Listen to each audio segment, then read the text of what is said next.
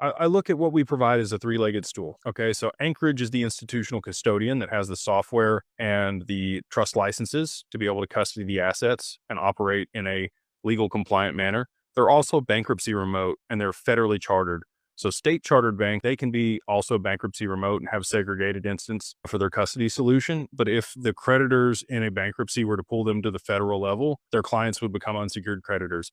Highly unlikely that that would happen. But that's why we chose Anchorage is because they are federally chartered. And that's why Ripple has applied for a federal charter for their banking license also, because it's kind of like the high level standard for somebody that's operating in this space. So they provide institutional custody, segregated, bankruptcy remote, insured. So even if they were to go to bankrupt, there would be a bankruptcy proceeding. It would take a little while for you to get your assets, but those assets would be yours in the bankruptcy. You would never be a creditor of Anchorage. And it's highly unlikely that they're going to go bankrupt. They have, somewhere between $600 and $700 million on their balance sheet. They also custody BlackRock's assets for their ETF. So if you want institutional custody, the same as BlackRock, Anchorage is the only option for that. So the other two legs of the stool, we're one of those legs at Digital Wealth Partners. We are an advisor.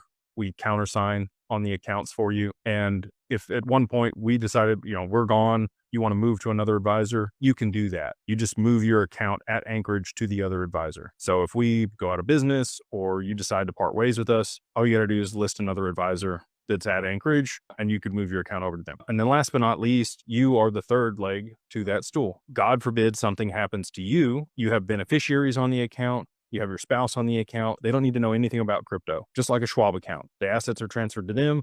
They're not cashed out and given to them in cash, which I've seen many other exchanges and brokers do. They would receive the assets in kind and they would take over the account there at Anchorage and we would be their advisor. So there's always at least two legs of the stool standing.